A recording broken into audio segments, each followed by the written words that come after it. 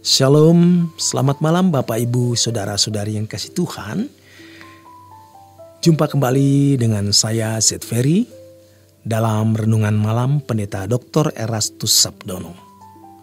Malam hari ini bertema dua realita. Mempelajari apa yang dinyatakan dalam Mazmur 73, kita dapati adanya dua realitas kehidupan. Yang pertama, bagaimanapun kita tidak dapat menghindari kesulitan hidup yang juga dialami oleh manusia lain pada umumnya. Karenanya, kita jangan mencoba meminta dispensasi dari Tuhan agar tidak mengalami kesulitan-kesulitan hidup yang dialami oleh manusia lain juga. Orang yang benar seringkali jalannya dibuat sulit oleh Tuhan supaya selem atau rupa tidak dipandang hina. Ditunjukkan kepada kita bagi orang yang tidak berurusan dengan Allah, hidupnya seperti mimpi. Realita yang dihadapinya adalah kegelapan abadi, di mana ketika ia meninggal, ia lenyap ke dalam tempat gelap selamanya. Orang sering berpikir bangsa Israel itu istimewa. Maka kita sebagai orang Kristen, Israel rohani juga istimewa. Namun harus diingat, orang Israel sendiri juga hidupnya terseok-seok. Bangsa Israel hanya menempati tanah leluhurnya 700-900 tahun. Dan selama ribuan tahun mereka dibuang. Di negeri di mana mereka menetap pun teraniaya. Puncaknya pada waktu Perang Dunia Kedua, 6 juta orang Yahudi dibantai. Kepada orang-orang yang mengasihinya, Allah sering menunjukkan kasih-Nya dengan membawa orang itu kepada keadaan yang sangat tidak menyenangkan, bahkan menyakitkan.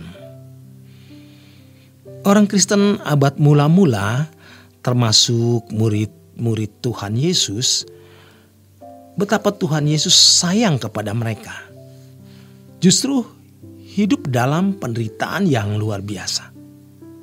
Pasca kenaikan Tuhan Yesus ke surga, terjadi aniaya. Yakobus dipenggal kepalanya. Petrus akhirnya mati disalib dengan kepala di bawah. Thomas mati di belanga panas. Tetapi penderitaan itu justru mempersiapkan mereka untuk memperoleh kemuliaan kekal. Hari ini kita juga mengalami penderitaan yang sama, tapi dalam bentuk beda. Bukan penderitaan fisik, melainkan penderitaan batin. Ketika kita menjaga kesucian, kita malah diserang, difitnah, dan dikhianati. Kemudian hal yang kedua, kita melihat ada realita di dalam pergumulan hidup yang kita alami. Tuhan membawa kita ke jalan-jalannya yang mempersiapkan kita masuk kerajaannya. Kita harus percaya ada kehadiran Allah dalam kehidupan yang melalui segala peristiwa yang kita alami. Kita diproses, dibentuk, digarap, didandani, dipercantik Allah untuk menjadikan anak-anak yang menjadi anggota keluarga kerajaan surga. Allah mempercantik kita. Keadaan-keadaan sulit yang kita alami dan bisa kita hayati akan membuat kita bisa menghayati penderitaan orang lain. Membuat kita merindukan dunia yang akan datang. serta mendorong kita mengajak orang-orang untuk ke sana. Oleh sebab itu, kita tidak perlu mempermasalahkan apakah yang kita alami itu menyenangkan atau tidak, menguntungkan atau tidak, dari kacamata manusia. Tetapi perkarakan ini, apakah kita menjadi indah di mata Tuhan? Keadaan yang dipandang tidak menyenangkan atau dinilai sial atau buruk bisa merupakan berkat.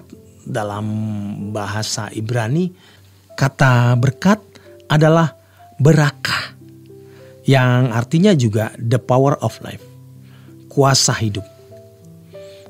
Kuasa hidup bagi kita adalah bagaimana mencapai kesucian Tuhan dan layak menjadi anggota keluarga kerajaan. Itulah sebabnya selama hidup kita harus mengalami penggarapan.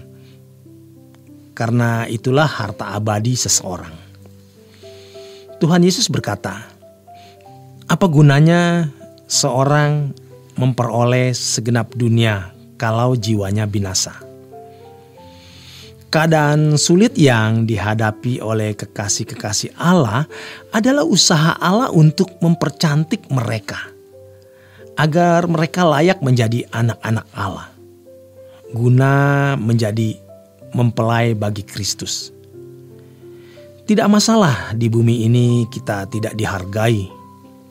Tidak masalah di bumi ini kita diremehkan, dihina, dicemooh, dan tidak terpandang. Akan tetapi dalam kerajaan surga kita menjadi orang yang keadaannya dimuliakan dalam pandangan Allah. Jadi kalau kita diperkenan Tuhan untuk menderita, terimalah itu sebagai realitas dan berkat. Jangan memandang dari perspektif yang salah. Keadaan-keadaan yang sulit bisa menjadi seperti ombak yang menggiring kita ke pantai kehidupan.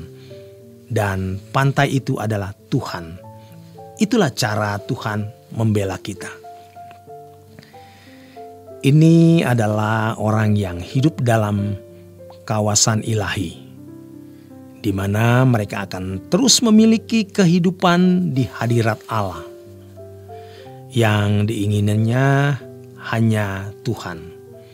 Sebagaimana yang dikatakan pemazmur, "Selain Engkau tidak ada yang kuingini di bumi." Sejak di bumi, ia sudah tidak mengingini apapun. Hal ini bisa kita buktikan pada saat seseorang menghadap maut. Apakah selama hidupnya ia sudah tidak mengingini apapun selain Tuhan, atau masih sibuk menggenggam dunia?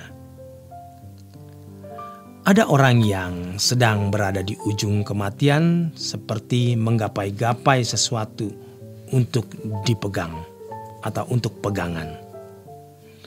Dia tidak bisa berpegang ke Tuhan karena tangannya banyak barang. Sebaliknya ada orang yang begitu tenang karena tahu ada malaikat Tuhan yang menjemputnya. Sebab selama hidup ia sudah mengosongkan diri. Demikian kebenaran firman Tuhan malam hari ini. Selamat berjuang, selamat beristirahat. Tuhan memberkati.